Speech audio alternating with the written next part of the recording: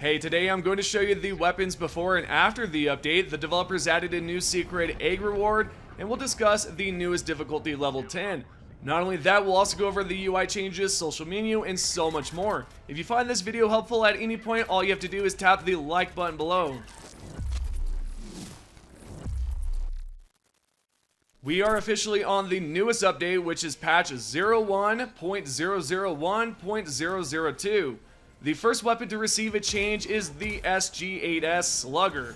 Now, prior to the update, the weapon was okay. It was for sure not in a good place. The developers this time around have increased the stagger, increased spread, and increased drag. I have a preview for both bots and bugs, so you can see the differences here. Next, the SG-225IE Breaker Incendiary has received a small nerf. This could be argued that it's not a nerf, but I feel that this is in some way, because before this update, we had 6 magazines and the accuracy was not bad in my opinion. However, the developers felt it was necessary to decrease the number of magazines from 6 to 4 and increase the recoil from 28 to 41. I feel like this is definitely a nerf, and I feel like most of you are going to agree with me on this. And that is the fact this weapon did not need a nerf, especially in the magazine department. And you know, I believe the biggest problem as of right now is not having enough ammo, so what are your thoughts on the recent change? Let me know your responses down below. The third weapon coming up is the GP31 grenade pistol. This is another weapon that has seen a decrease in magazine because in the previous patch we had 8 grenades in the capacity and they have now reduced this down to 6. However, they have increased the number of rounds replenished from an ammo box from 2 to 4. This change is not too bad, but again, I feel like this was not needed. Coming up at number 4, we have the CB9 Exploding Crossbow, and this crossbow can now be held with one hand. I noticed at first that my character was not holding it in one hand, yet when I picked up a shield, it allowed me to use both. Not sure if this is a bug because it does state the CB9 Exploding Crossbow is now one-handed, so potentially this could only be used with the shield with one hand. Or again, maybe it's a bug as of right now. This is the only change this weapon has received. Moving along, the AXAR-23 Guard Dog used to have 6 magazines in the drone. Now they've increased the number of magazines from 6 to 8. I personally do not use the Guard Dog at all, so this is probably a huge change for some of you. However, for myself, not so much again because I just do not use it at all. And last but not least for balances, the Orbital Walking Barrage and Orbital 120mm HE Barrage has been buffed. First starting off with the Walking Barrage, this stratagem will now see an increased number of salvos from 3 to 5 and decreased movement speed by 40% as well.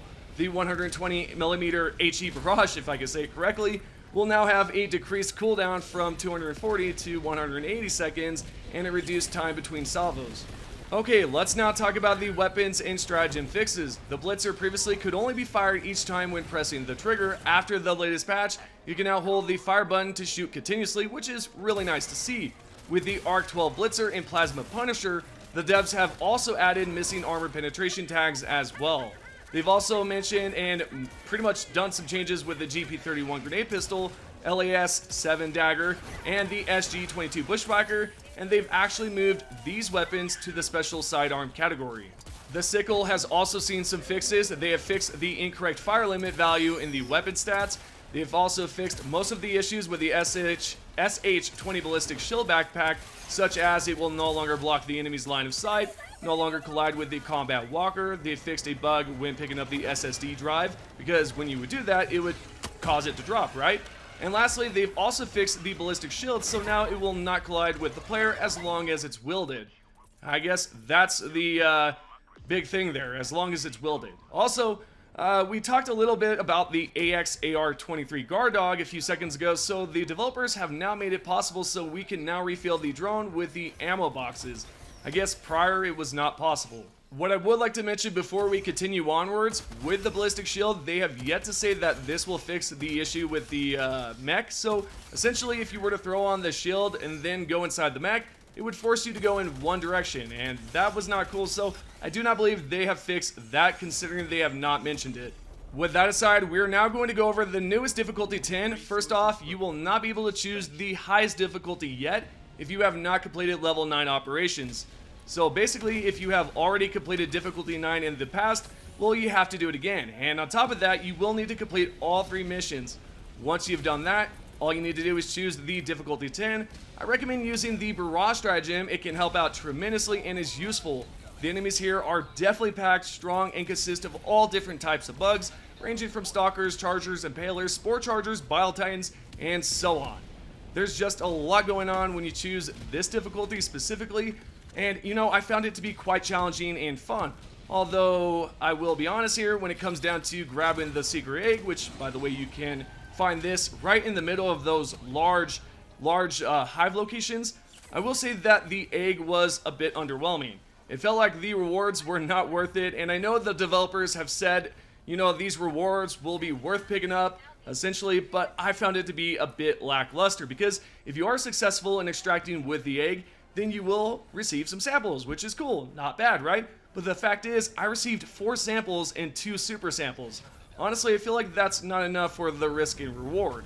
Now, the highest difficulty, as I mentioned, does have some new enemy types. I will show you some tips and tricks here so you can defeat these new enemies easily. What I found to be quite useful against the Impaler and Spore Charger is using the stun grenade and an orbital strike. The Impaler can be quite difficult considering it can launch its tentacles into the ground and can strike you at any given time, and the ragdoll effect is crazy, I'm telling you. Anyways, what I recommend is waiting for the Impaler to send its tentacles into the ground, which will expose the weak parts on its face. This will give you enough time to either use a rocket like a spear, or even use something like I'm going to use, for instance, which is the orbital strike.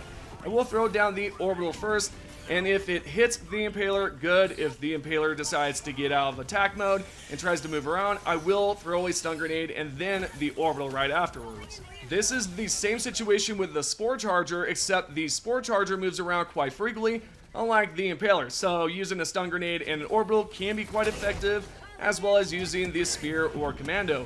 You of course can use other stratagems, but this is what I recommend. Alright, so continuing forward, the user interface has seen some big changes. For example, the major order looks completely different from before. Certain mission objectives will blink on the map while you're on a planet as well, and just so many other UI changes.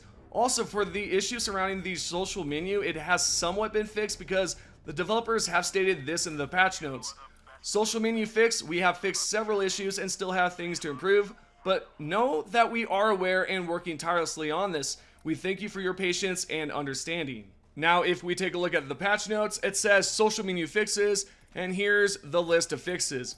General improvements to the social menu system, resolved some issues related to inconsistent social menu options, fixed issues regarding squad menu block button, fixed various UI issues in the social menu.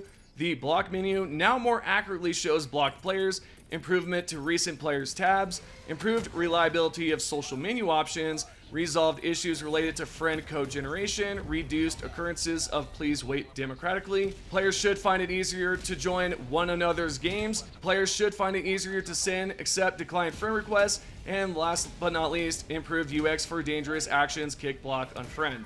This is what they've done so far with this social menu, so if you are experiencing some other issues, feel free to report this over on the Discord, specifically the Helldivers 2 official Discord, and you can actually send them all your, bug reports and all that. So I definitely recommend that, or you can actually head over to Zendesk, and I might leave a link down below so you can go there as well. So with the social menu fix, they've also fixed some crashes. Now, I will say this right off the bat. You guys are going to be experiencing some crashes still. I recently received one on the highest difficulty 10, and it happened randomly after using a Barrage.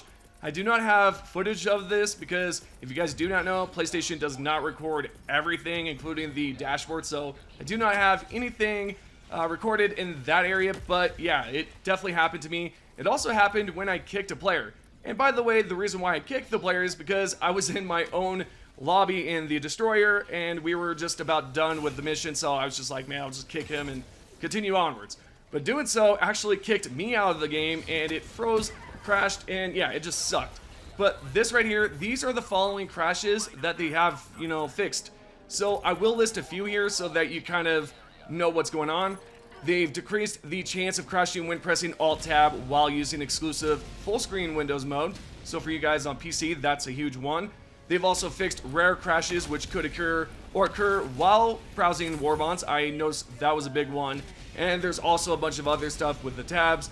PSN friend sessions, and the rest as you can see. So they've definitely made some big changes in that area. But when it comes down to performances, I did not see anything, increased in that area, which kind of sucks because you thought, or at least I thought, there would be some more improvements in that area specifically with performances.